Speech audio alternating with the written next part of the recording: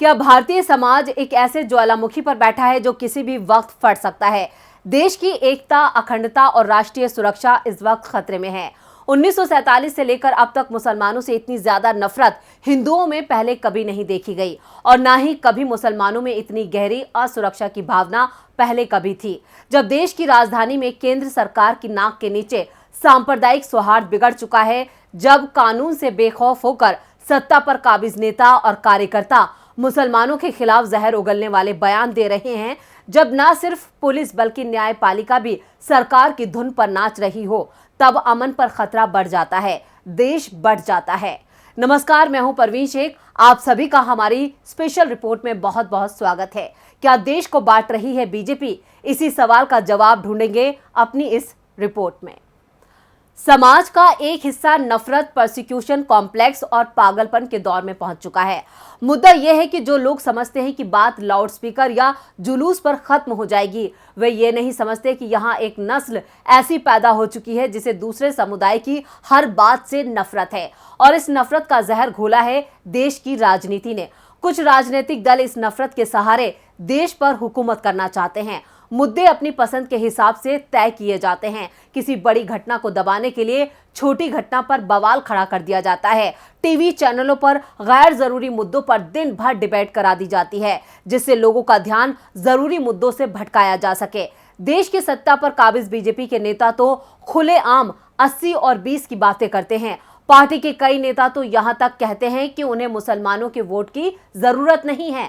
आज हालात यह है कि बीजेपी के लोकसभा के 305 और राज्यसभा के 92 सांसदों में एक भी मुसलमान नहीं है। बीजेपी की 1 दर्जन से ज्यादा राज्यों में सरकार है, लेकिन अधिकांश राज्यों में बीजेपी का एक भी विधायक मुसलमान नहीं है। जाहिर है मंत्री भी नहीं होंगे। ऐसे में अल्पसंख्यक समुदाय खुद को असुरक्षित महसूस करने लगा है और बीजेपी की सरकार कार्रवाइयों से उसे डरा रही है।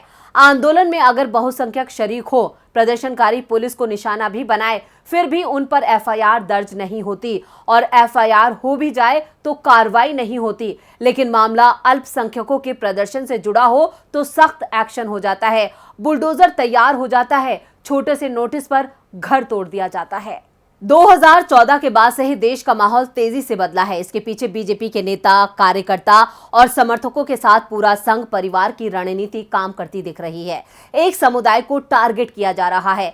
ऐसा इसलिए है क्योंकि छोटे छोटे इलाकों में क्रूर और हिंसक वारदातों को अंजाम देने वाले गुनहगारों को कोई सजा नहीं मिली। बीजेपी ने संसदीय और विधानसभा चुनावों में प्रचार के दौरान खुलकर सांप्रदायिक ध्रुवीकरण की बातें कर लगातार मुसलमानों को यह संदेश दिया कि हमें तुम्हारी मदद की जरूरत नहीं है, तुम हमारे लिए कोई मायने नहीं रखते और ना ही राजनीतिक तौर पर हमारे लिए तुम्हारा कोई अस्तित्व है, क्योंकि हमारा हिंदू वोट हमें चुनाव में जीत दिलाने के लिए काफी है। पिछले महीनों में भारतीय मुसलमानों में असुरक्षा की भावना और उनकी बढ़ती नाराजगी की सबसे बड़ी वजह रही सत्ता में बैठे लोगों का हुक्मरानों की शय पर मुसलमानों को खुलेआम धमकाना और उन पर अपमानजनक तंज कसना। जब मोदी सरकार के मंत्री गिरिराज सिंह ने यह कहा कि भारत बंटवारे के समय सभी मुसलमानों को पाकिस्तान ना भेजने और हिंदुओं को वापस ना लाने का खामियाजा भुगत रहा है। इस बयान को लेकर पीएम मोदी ने गिरिराज सिंह के खिलाफ कोई कार्रवाई नहीं की। पीएम मोदी उनके खिलाफ कोई कार्रवाई नहीं करते। जब कपिल मिश्रा दिल्ली पुलिस के सामने मुसलमानों के खिलाफ हिंसा भड़काने की बात करते हैं और उनके खिलाफ कोई कार्रवाई नहीं होती। दिल्ली में हुई हिंसा के दौरान कई जगहों पर हिंदू उपद्रवियों ने मुसलमानों पर हमला करते हुए कहा कि तुम्हारे पास सिर्फ 2 विकल्प हैं, या तो पाकिस्तान जाओ या कब्रिस्तान जाओ। जबकि इससे पहले पूरे देश में एनआरसी लागू करने का संकल्प लेते हुए खुद गृह मंत्री अमित शाह ने दीमक को खत्म करने की धमकी दी थी। इन सब के बाद भारत के मुसलमान कैसे और क्यों मोदी के उस वादे पर भरोसा कर ले जिसमें वो सबका विश्वास जीतने की बात करते हैं। मौजूदा सरकार मुसलमानों को 2ym दर्जे का नागरिक बनाने के लिए समाज को मौजूदा मुद्दों से भटकाकर सिर्फ अपनी राजनीति चमका रही है। 24 घंटे खबरिया चैनल सिर्फ बीजेपी की डुगडुगी बजाते नजर आते हैं। वो हर खबर को इस तरह प्रसारित करते हैं कि देश में बस यही सबसे बड़ा मुद्दा है। पिछले कई दिनों से उदयपुर की घटना को टीवी चैनल दिन रात दिखा रहे हैं। इस घटना की निंदा होनी चाहिए, लेकिन जिस तरह से टीवी चैनल एक मुहिम लेकर इसे चला रहे हैं वो रोंगटे खड़े कर रही है।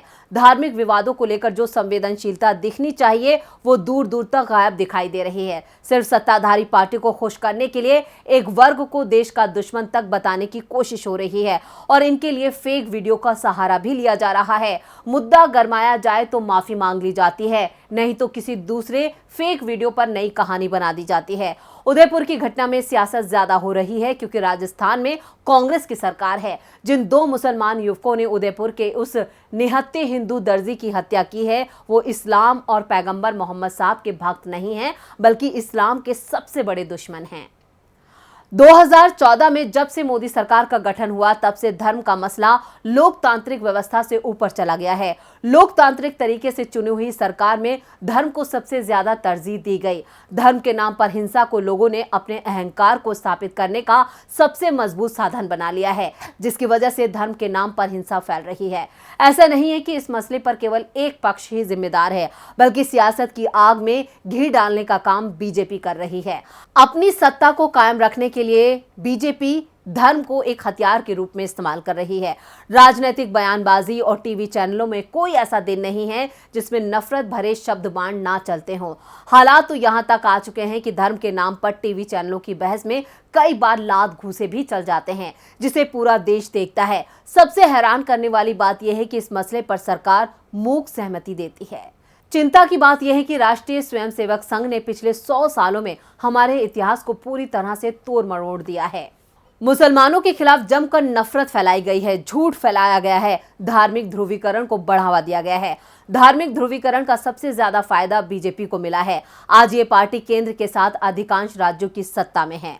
भारतीय जनता पार्टी के कब्जे में आज भारत की सेना है, चुनाव आयोग है, विश्वविद्यालय हैं, पुलिस है, उद्योगपति हैं, रिजर्व बैंक है। पहले ये सभी संस्थाएं स्वतंत्र रूप से जिंदा थी और सरकार को इन सब का ख्याल रखकर प्रशासन चलाना होता था।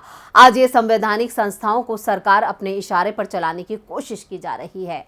भारत एक बहुत बड़ी मुसीबत में है।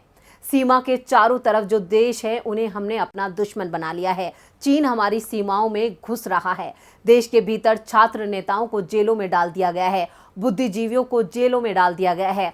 कारोबार खत्म हो गए हैं, बेरोजगारी फैल गई है, शिक्षक ठप है, अर्थव्यवस्था चौपट है। ऐसे में सरकारें अपने विरोध में उठने वाली आवाजों को बुरी तरह से कुचल रही हैं। अगर आज हम हिंदू मुस्लिम से ऊपर नहीं उठ पाए हैं तो वाकई हालात और ज्यादा खराब हो जाएंगे। हम भविष्य में अपने बच्चों को ऐसा समाज देंगे जहां सिर्फ नफरत होगी। याद रहे, जो जंग आज ट्विटर और फेसबुक पर छिड़ी है कल सड़कों पर होगी, और तब जो लाशों के ढेर लगेंगे उस पर कफन उड़ाने का काम सोशल मीडिया और नेशनल मीडिया भी नहीं कर पाएगा। इसलिए अभी से अपने दिलों से नफरत को निकालना जरूरी है और राजनीति करने वालों को सबक सिखाना भी जरूरी है। इसलिए हमें समझदारी से काम लेना होगा। तो आपको हमारी ये रिपोर्ट कैसी लगी, नीचे कमेंट बॉक्स में अपनी राय जरूर दें और इस वीडियो को ज्यादा से ज्यादा शेयर करें और लाइक करें। देखते रहें डीबी लाइव। नमस्कार।